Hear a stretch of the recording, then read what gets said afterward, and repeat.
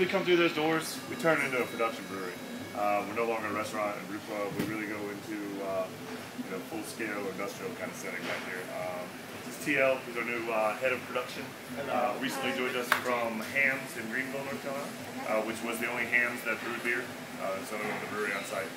So he's come on the team lately, trying to get situated here. We do 15 barrel batch, which is 30 kegs roughly at a time. And then in our fermenting vessels, we have 15 barrel. We have some 30 barrels, and then the really big ones here are 60 barrels. So you're looking at, we can do 120 keg batches of these at a time. Right now we sell beer in 4 states. North Carolina, South Carolina statewide, and then Eastern Tennessee and the western half of Virginia. We do a lot of kegging. We don't bottle any beer, which is kind of unique. We only do draft. And we distribute our draft ourselves in North Carolina and use wholesalers in other states. So you may have talked to people who do a little red open self-distribution and stuff like that. Really, the #1 advantage to being a brewer in North Carolina is we can make our own money. I mean, we can sell a keg for full retail value and not have to use a wholesaler. Right. So it really enables us to get started and be well capitalized and everything, and to really keep the cash flow going to be able to grow the business. We started out, we only had Tim, how many of these 15s do we have when we started? 4? Just 4 or 5 of these 15 barrels, and over time we've switched them all out. I think we've done 4 separate projects, and as you can see, we're now into the back room over there as well with another 60 barrel fermenter, and we're going to have another 60 barrel coming in on top of that. So we're doing about 5,000 liters of beer this year, 10,000 kegs. Barrel is how we measure, but it really just means 2 full-size kegs for you. So at any one time we have 1, 2, 3, 4, 5, 6, 7, 8, up to 9 different batches of beer going. We do 6 styles year-round, and then we have 8 or 9 other seasonals that we rotate in throughout the year. Opium IPA is our #1 overall. Forged Pilsner is our #2. And then whatever happens to be seasonal at the moment. Right now we just transitioned from Hefeweizen to Oktoberfest. So those are our 2 most popular seasonals. Hefeweizen is summertime wheat beer, and then Oktoberfest is a nice amber lager brewed in the German tradition, and all German ingredients. So right now what Tim's doing is emptying the spent grains from the brewing process. These go to 2 places: ostrich farmer and a beef cattleman. We use about 80 head of ostrich are entirely sustained off of our grains, and then in addition, the cattle farmer is doing Wagyu beef, which is American Kobe beef. So he's doing a real high-end, unique product. We're happy to support him.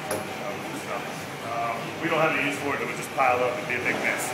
So we give it away, and the farmers love it. We get to kind of help them out, the local people. Well, one of them was. Yeah, one of them was. One of them wasn't. In turn, we buy, we use ground ostrich for ostrich burgers, pizzas, and things like that in the brewery. And then we also do the brewing process. The mash tun is like mainly starch, pulls the starch out of the beers. Over in the kettle, you'll have conversion starch to sugar, and then we'll have the hop addition as well for flavoring. Then we cool it down, pumps into the fermenting vessel, and we will go back here to the aging and conditioning room. That is a filter. What we're doing here is transferring yeast. That's everything. So we're taking the live yeast from that and putting it into a fresh batch beer. Our grain process starts back here.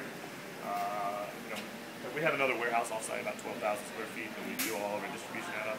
All of our raw materials come in there as well. So we ship it over about once a week via truck from there, what we need. That's our mill. Grain is cracked and ground in there. And then this white tube is what's known as a farm auger. It's basically a giant corkscrew inside a pipe, and it just carries the grain up there in the front for us to the mash tun. Otherwise, I'm sorry? Where does your grain come from? We use grain from United States, Great Britain, and Germany. So depending on the beer, we import them. We buy container loads at a time, shipping container, so we buy about 20,000 pounds of grain at a time for the big ones, and then we use some specialty grains. This is our conditioning room. Smells good in here. Yeah, it's also our hop storage room. So this is where we age beer, and it sits right before it gets filtered and kegged for the most part. About half of our beers are filtered, half of them are unfiltered, depending on the style. This project right here is a special release we're doing next Friday. This will all be bottled. I know I said we don't bottle, but we do like 2 special releases a year, and this is going to be one. It is our sexual chocolate that's aged in bourbon barrels. Wow. So that'll go on sale Friday, August 27th at 4 o'clock. We're going to do about 700 bottles or so, and this will be available to the public as part of the Beer Fest weekend festivities here.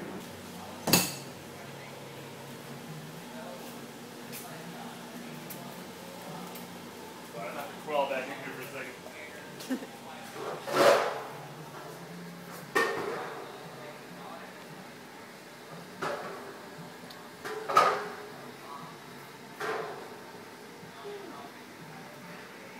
This would be another special release.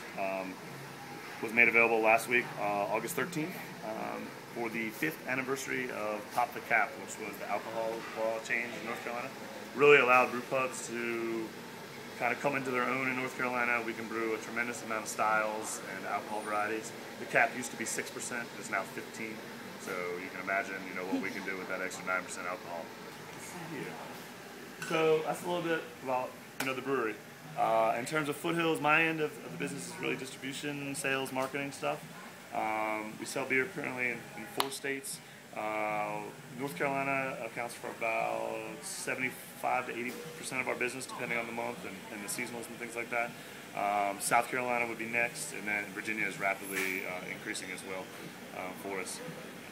We distribute from Asheville all the way out the Outer Banks ourselves. And we have a little help in Charlotte from a sub-distributor as well. Our beer is available everywhere. We do a lot of events. We're available at the Carolina Hurricanes, the Durham Bulls, the Carolina Mudcats as well. We do a lot of festivals. We'll do 36 weekends of festivals this year, including our own here in Winston-Salem next weekend, which is the Great North Carolina Beer Festival. And we use the festivals to get our name out there and to really do a lot of our marketing. And we go to towns and meet people, and then we're able to sell them beer directly in North Carolina. So it's really a one-to-one relationship, and that's what enables us to grow. It's just personal relationships with our customers. We like to bring people over to the brewery. We do an open house every year so that our off-premise accounts can see what we do. Our on-premise accounts can see what we do and where we're about. And also we do beer education classes every other month or so. We've taken a different approach. We've taken our time, and we've just wanted to sell draft beer for the first 5 years or so. Now we're obviously getting into a little bit of special bottling, and in about a year and a half we'll be into a new facility and we'll have full-time bottling. I think it's a wide variety of beers we make. We make everything from real hoppy West Coast style IPAs and pale ales to internationally award-winning dark beers. Our People's Porter and Total Eclipse Stout were gold and silver medal winners from the World Beer Cup. Our Sexual Chocolate Stout has a bronze from both the Great American Beer Fest and the World Beer Cup, and a couple of our other beers too. So we really try and go out. We do marketing across the country. Even though we sell beer in 4 states, I'll do events in 9 states this year. And our Jamie Bartholomew, brewer and one of the owners, will hit 2 or 3 more states for special events. So we're looking at, really getting the word out there to 11 or 12 states. Plus, people want what they can't get. So our beers are really rare. By just doing the 1 or 2 bottlings a year, it makes it really sought after and appreciated on the beer trading market. So that's helped our name to grow. We have a lot of people come through. They're just traveling, they'll hop off I-40 and fill a bunch of growlers up, or just come in and stop over for the night, have dinner, have a couple beers, get a hotel in town. So we, what makes us different is our beers, our selection of beers, the fact that we're primarily draft, and that we do our own distribution and work directly with the customers. So we usually, whenever we do beer dinners and stuff like that, I try to, the Torch Pilsner it's a Pilsner, so it's a kind of a lighter style, but ours has a little bit of an extra hop character to it, which could be, some people describe it as peppery. or maybe spicy. So I like to pair it with things like shellfish, like shrimp or shrimp scallops, seafood, little things just like that, or spicy dishes as well. We did a beer dinner, and they did a incredibly spicy Indian dish, which is known as a vindaloo, and that paired, phenomenally with the pilsner. Other things we like to do with it, sometimes citrusy dishes. It's good, lemon, lime a little bit. We'll bring out some different characteristics in the hops. I don't know if people do a lot of wine tasting and things, but sometimes when you do a wine tasting, they'll have you like bite a lemon to highlight where on your tongue you pick up acids and things. And hops do that too. Depending on what you're eating, it'll affect the flavor of the beer in your mouth. The Pilsner is also great, hot, outdoor beer. We sell a lot of it at the Durham Bulls baseball stadium because it's the lightest style we sell out there, and it just goes down. It's real crisp and real clean. It goes down easy. Foothills Brewing is, let's see, it was originally, we opened March 17th, 2005, St. Patrick's Day. We were planning on that, but it was kind of a, construction delays and things like that, inspections and the last minute restaurant stuff. Foothills is currently owned by 3 individuals, Jamie Bartholomew, Matt Maston, and Bob Hiller. Matt and Jamie live in town. Jamie is our basically president and runs the business on a day-to-day basis. He's also the head brewer, and his wife Sarah is the general manager of the brew pub. Matt Maston is a financial advisor with BB&T, is the CFO of the company, and then his wife is our accountant, Meredith, and she does all of our books and stuff. So it's kind of a family core that runs it. As a matter of fact, Sarah's having a baby today, so that's why her and Jamie are out. She was due last Friday, so she's ready. She's ready. So Emma Sophia is hopefully being born sometime right now. The third partner, Bob Hiller, lives in Greenville, South Carolina, owns Blue Ridge Brew Pub down there, and he wanted to become involved because due to South Carolina law, brew pubs aren't allowed to sell beer. So, to sell beer to other establishments. They can only sell retail in their location. So he wanted to always be a distributing group. So that's why he got involved and they formed that partnership. We are right now, and I say in our 5th year in this current 4th Street location.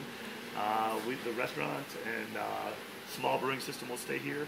In about 12 to 14 months, we're going to be moving to a facility off of Stratford Road in the almost outside of Winston-Salem, so towards Clemens, which is going to be a full-on production facility for us. It will have a much larger brew system, bottling line, and we'll consolidate our off-site warehouse and everything into that one facility. Like I said, the restaurant will still stay open and we'll keep everything open here, but we'll just be brewing on a little smaller scale, doing some maybe specialty seasonals and pub-only offerings and things like that. And then, most of the production will take place down off that street.